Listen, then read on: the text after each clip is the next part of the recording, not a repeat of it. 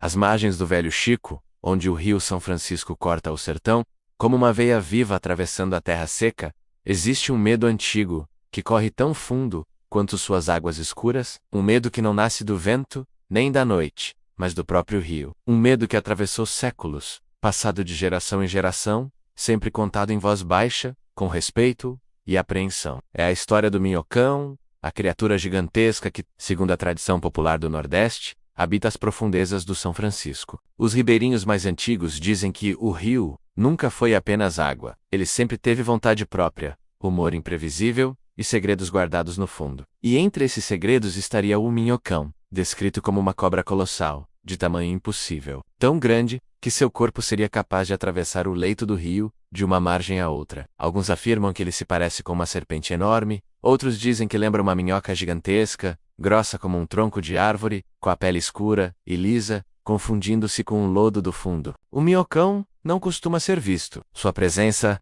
é sentida. Quando ele se move, o rio muda. As águas ficam revoltas sem motivo aparente, as margens começam a ceder, barrancos desmoronam de repente, e embarcações são engolidas por redemoinhos inesperados. Muitos naufrágios atribuídos à força da correnteza, na verdade, segundo os mais velhos, seriam obra do monstro despertando em seu descanso profundo. Há relatos antigos de pescadores que juraram sentir algo enorme roçar o casco das canoas durante a madrugada. Outros dizem que viram a água se levantar como se algo gigantesco estivesse passando por baixo, empurrando o rio, como se fosse pequeno demais para conter seu corpo. Alguns nunca mais voltaram para casa. Outros voltaram calados, com os olhos marcados pelo medo, recusando-se a falar sobre o que sentiram. Em Sergipe e em outras regiões banhadas pelo São Francisco, a lenda do minhocão se mistura à própria história do rio. Dizem que ele vive enterrado no fundo, entre pedras, troncos e sedimentos acumulados ao longo de milhares de anos. Quando fica inquieto, muda de posição, provocando tremores na terra, rachaduras nas margens e deslizamentos,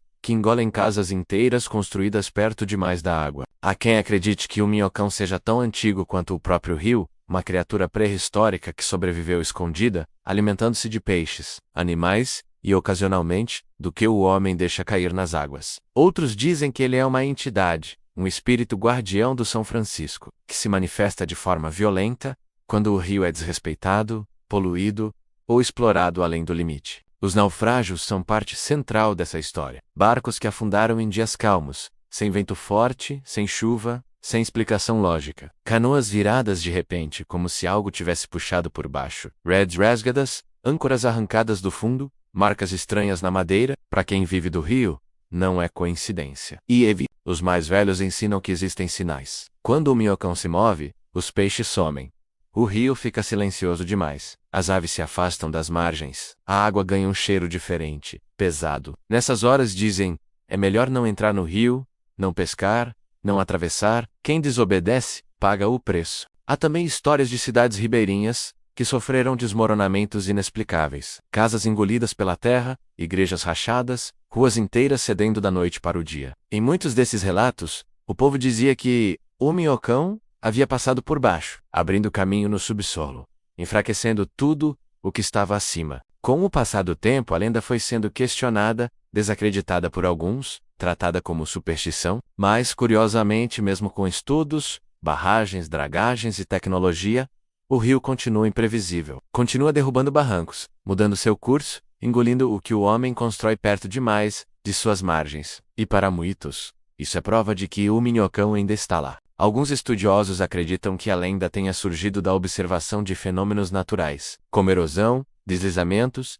e grandes troncos submersos sendo arrastados pela correnteza. Outros defendem que ela pode ter raízes indígenas e africanas, misturadas ao medo ancestral da água profunda e desconhecida. Mas, no certal, explicação científica não anula o respeito pelo invisível. O minhocão não aparece para assustar por prazer. Ele é o limite. Ele representa a força da natureza que não pode ser dominada. Um lembrete de que o rio tem vida própria e que o homem é apenas visitante. Por isso, muitos ribeirinhos ainda fazem promessas, rezas e pedidos antes de entrar no São Francisco, pedindo proteção contra o que vive no fundo. Existem até histórias de pessoas que afirmam ter visto parte do corpo da criatura emergir por segundos, como um dorso enorme rompendo a superfície, antes de desaparecer novamente. Outros juram que ouviram sons vindos debaixo da água, como um deslocamento pesado, lento impossível de ser explicado. O medo do minhocão não é apenas medo da criatura, mas medo do desconhecido, do que se esconde onde os olhos não alcançam. O rio guarda histórias que nunca serão totalmente reveladas, e talvez seja exatamente isso que mantém a lenda viva. Enquanto o São Francisco continuar correndo, cortando estados, alimentando cidades e levando consigo vidas, memórias e mistérios, o minhocão continuará existindo, mesmo que apenas na imaginação coletiva, porque no sertão, o que não se vê também existe, e muitas vezes, é o que mais assusta. E quando a água escurece de repente, quando a margem começa a ceder sem aviso, quando um barco some sem explicação, muitos ainda sabem exatamente o que pensar. O minhocão se moveu. Se inscreva-se no Mistérios do Sertão 54, curta, comente e compartilhe.